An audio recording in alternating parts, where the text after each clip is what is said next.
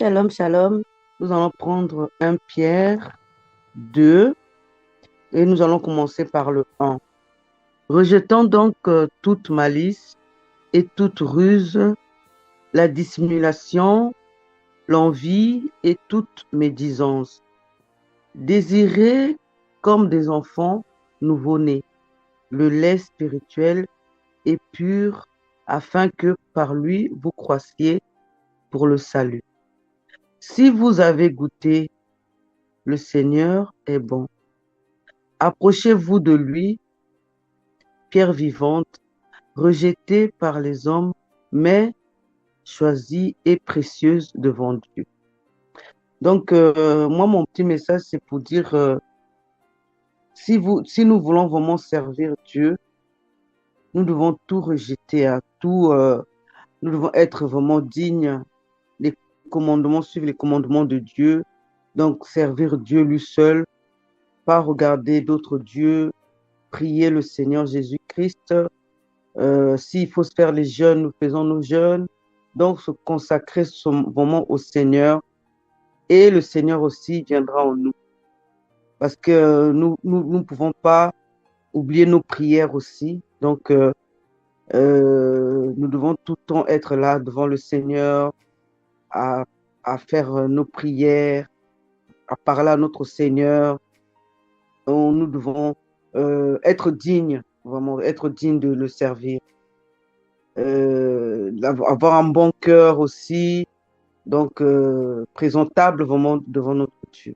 Donc c'est ce que moi je voulais vraiment dire. Et mon message, c'est dire vraiment que changeons nos habitudes et servons vraiment le Seigneur lui seul. Voilà. Bonne soirée avec ce message. Amen, amen. Les 5 Galates, et je vais lire le verset 22 jusqu'à verset à peu près 23. Donc, mais le fruit de l'esprit, c'est l'amour, la joie, la paix, la patience, la bonté, la bienveillance, la foi, la douceur, la maîtrise de soi. La loi n'est pas contre ces choses. Ceux qui sont à Jésus-Christ ont crucifié la chair avec ses passions et ses désirs. Si nous vivons par l'esprit, marchons aussi selon l'esprit.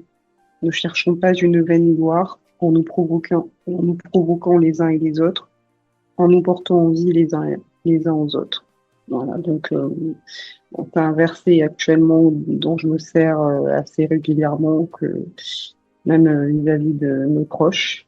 Pour moi, ça me parle plus ou moins, surtout quand on est de nouveau, vraiment de vivre avec, de grandir et de cheminer avec les fruits de l'Esprit Saint et non avec sa propre chair, de vraiment se remettre à Dieu, même si c'est pas vraiment simple tous les jours de vivre à travers les fruits de l'Esprit Saint. Et que ça change aussi nos vies, ça change de la vision à notre vision de la vie, et le fait de produire aussi des bons fruits permet aussi d'amener aussi quelque part en toute humilité des âmes à Christ. Enfin, voilà, c'est important, et c'est la grâce que Dieu nous a permis d'accéder tout simplement à cela, en fait. Voilà ma conclusion à moi, en tout cas. Amen. Shalom, shalom. Je voudrais partager dans Psaume 89, du verset 34 au verset 36. Je lis la parole du Seigneur. Mais je ne lui retirerai point ma bonté et je ne trahirai pas ma fidélité. Je ne violerai point mon alliance et je ne changerai pas ce qui est sorti de mes lèvres. J'ai juré une fois par ma sainteté, mentirai-je à David? Voilà, donc mon message, c'est que la parole de Dieu nous dit dans, excusez-moi, Lamentation 3, verset 22, les bontés de l'Éternel ne sont pas épuisées Ses compassions ne sont pas à leur terme et se renouvellent chaque matin. Oh, que ta fidélité est grande. Les bontés de l'Éternel pour nous font partie des promesses de Dieu dans notre vie. Notre Dieu n'est pas un homme pour mentir, ni le fils d'un homme pour se repentir. Il est toujours fidèle à sa parole. Jamais il ne trahira sa fidélité, car c'est sa nature. Il ne violera pas non plus son alliance envers nous, ses enfants. C'est pourquoi il est dit dans Josué 21, 43 et 45, c'est ainsi que l'Éternel donna à Israël tout le pays qu'il avait juré de donner à leur père. Ils ont pris possession et s'y établirent. De toutes les bonnes paroles que l'Éternel avait dites à la maison d'Israël, aucune ne resta sans effet. Toutes s'accomplirent. Notre Dieu est un Dieu de principes. Il tient toujours sa parole, ses promesses envers nous, ses enfants, car il nous aime tellement. Il a de la compassion pour nous, il est miséricordieux envers nous. Il ne peut revenir sur sa parole, sur ses promesses qu'il nous a faites. Il ne peut se renier lui-même. Il a dit dans sa parole, Ésaïe 43, 23, « Je le jure par moi-même, la vérité sort de ma bouche, et ma parole ne sera point révoquée. Tout genou fléchira devant moi, toute langue jurera par moi. » Donc, notre Dieu est bon, notre Dieu est juste. Donc, il ne peut en aucun cas changer ce qu'il a dit, ce qu'il a promis, parce qu'il est bon, il est juste, c'est le juste juge. Donc, voilà mon message. Que le Seigneur nous bénisse, que le Seigneur nous protège, que le Seigneur nous garde. Au nom de Jésus, j'ai ainsi prié. Amen, amen, amen. Amen, amen, gloire à Dieu. Donc, je veux partager sur le fait que quand nous prenons la décision de suivre Jésus-Christ, quand nous passons au baptême, nous sommes nés de nouveau. Et à ce moment-là, Jésus-Christ habite en nous, donc sa parole habite en nous. Et quand nous marchons conformément à sa parole. Quand nous réfléchissons, c'est sa parole qui nous aide à réfléchir, pour ne pas dire des gros mots, pour ne pas attiser la haine, pour ne pas attiser la tristesse envers nos prochains, envers nos voisins, envers nos parents. Donc, Jésus-Christ habite en nous. Quand nous marchons, il est là. Quand nous réfléchissons, il entend, il voit nos pensées. Donc, quand nous sommes dans nos chambres et que quand nous réfléchissons, Jésus-Christ aussi entend nos pensées, il voit nos pensées et il entend tout. Voyez-vous? Alors, vu comme ça, donc il est absolument important de réaliser que nos pensées sont connues aussi de Jésus-Christ. Donc à ce moment-là, quand nous pensons en mal de nos frères, de nos amis, de nos parents, de nos collègues de classe, de l'école, de nos collègues au travail, nous devons réaliser que Jésus-Christ aussi voit nos pensées et entend ce que nous disons. Quand il entend, si ce sont des pensées qui détestent l'autre, qui perdurent dans le temps, ça peut faire 30 minutes, 1 heure, pense en mal de mes collègues, Jésus-Christ n'est pas bien. puisque il voit nos cœurs, il entend nos pensées, il voit nos pensées. Il n'est pas bien. Voyez-vous? Et souvent, il dira pourquoi les pareilles pensées montaient dans votre cœur. Parce qu'il voit nos pensées. Il entend ce que nous disons. Donc nous, en tant que chrétiens, nous, en tant que chrétiennes, nous devons avoir ce qu'on appelle la crainte du Seigneur. Voyez-vous, donc, avant même de penser, nous devons poser la question, est-ce que ce qui sortira de mes pensées ou de mon cœur, est-ce que c'est agréable devant le Seigneur? Puisque Dieu voit mes pensées. Dieu entend ce que je pense. Est-ce que je déteste mon prochain? Est-ce que le fait qu'on m'a maltraité, ou on m'a maltraité, c'est-à-dire que, voilà, au travail, ou même j'étais traité soit de voleuse ou de menteur et autres. Alors, subitement, il y a une fine pensée qui monte en moi et génère toutes sortes de pensées, de répliques, de vengeance, ou simplement de la colère, mais qui reste en moi, mais qui ne sort pas à travers ma bouche ou à travers mes mains. Ma main, ça veut dire c'est la bagarre, la bouche, c'est les insultes. Souvent, ces pensées-là restent en boucle en moi.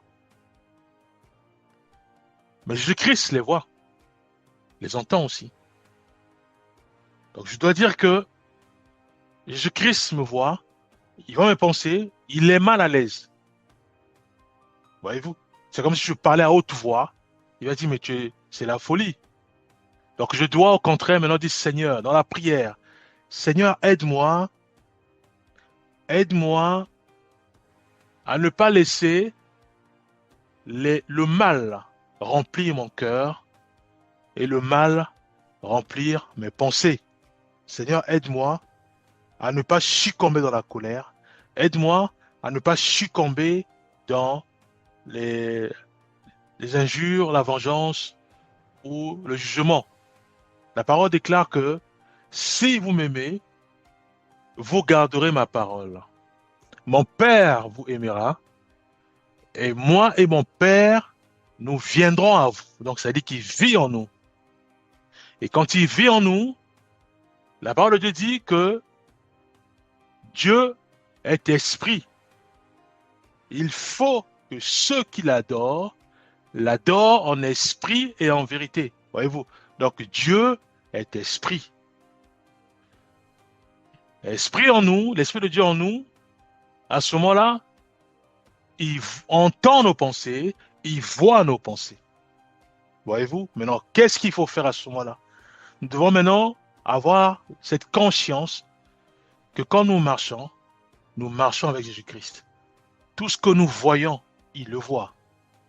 Alors, si ce que nous voyons n'honore pas le Seigneur, Jésus-Christ est mal à l'aise. Voyez-vous?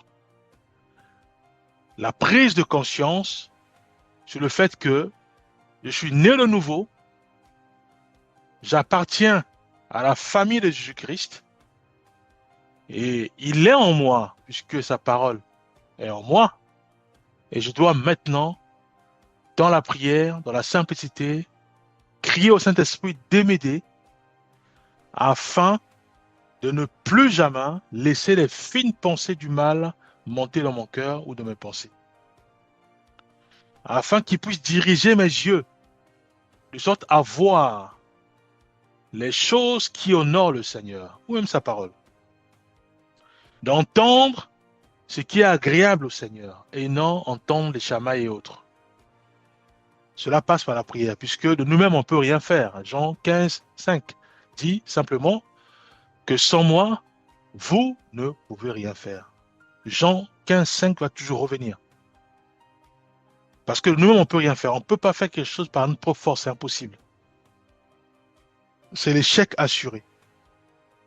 Mais si nous crions au Seigneur, Jésus-Christ, si nous crions à notre Maître, si nous crions à lui, lui qui est notre cep, nous qui sommes des serments, lui qui se trouve en nous, à ce moment-là, la Bible dit que l'Esprit Saint de Dieu va nous convaincre, va nous dire que là, tu as péché, là, tu prends un chemin qui va te pousser à pécher. Il l'a dit à l'autre là, aux enfants d'Adam, à Caïn et Abel. Il va dire à Caïn que, avant qu'il puisse passer à l'acte, il va dire à Caïn que le mal se couche à ta porte, mais toi, domine-le. Si tu agis bien, il dit domine-le. Mais il a laissé cette fine pensée continuer à remplir ses pensées. Mais quand Dieu dit à Caïn que le mal là, se couche à ta porte, mais c'est spirituel, parce que Dieu est esprit. Il a vu son cœur. Il entend ses pensées. C'est comme ça qu'il va dire à Caïn que le mal se couche à ta porte. Et si tu agis bien, tu vas dominer sur le mal. Voyez-vous, Dieu, il voit le cœur. La Bible dit que les hommes, et c'est vrai, il dit les hommes regardent à ce qui frappe aux yeux. C'est vrai. Aujourd'hui, que ce soit en Chine, en Europe, en Afrique, partout. L'homme, quand il voit un homme qui est bien habillé, il y a la considération. Parce que l'homme voit ce qui frappe, il regarde ce qui frappe aux yeux, il donne la valeur. Quand il voit un pasteur avec les habits sacerdotaux, pasteurs, hein, les habits des pasteurs et autres, ou même des évangélistes ou même des messagers, l'homme est frappé parce qu'il voit. Il dit non, il y a du sérieux. Mais Dieu, il voit pas ça. Dieu, il voit pas les vestes, il voit pas le parfum, il voit pas les habits sacerdotaux, il voit le cœur. Pourquoi le cœur? Parce qu'il est esprit. Dieu est esprit. Il voit le cœur. Puisqu'il est en nous.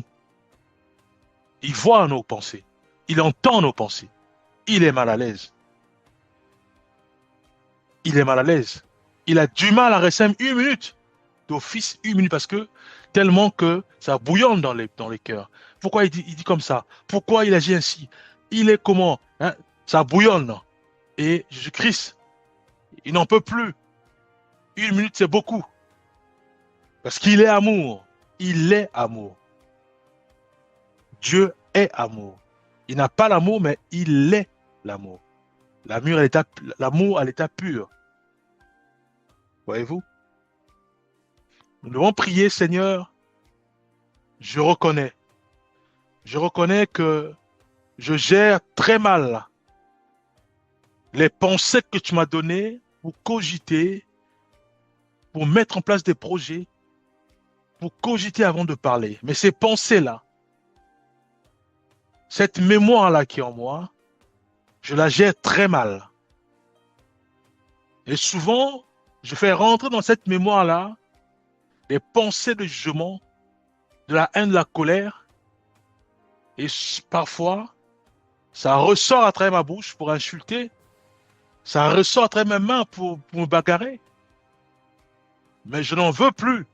Je veux que tu m'aides.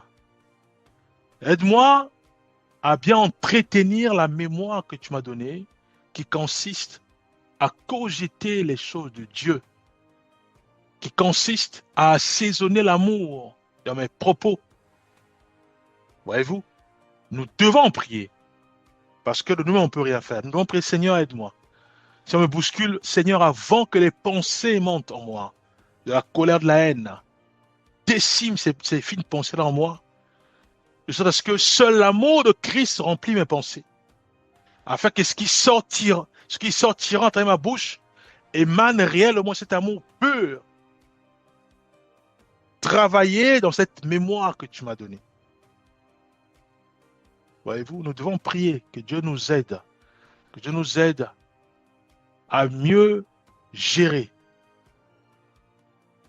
les talents, les dons qu'il nous a donnés, la connaissance, la compréhension, la réflexion, tout ça.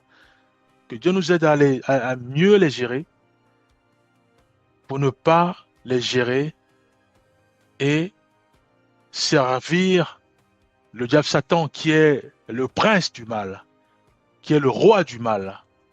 Voyez-vous?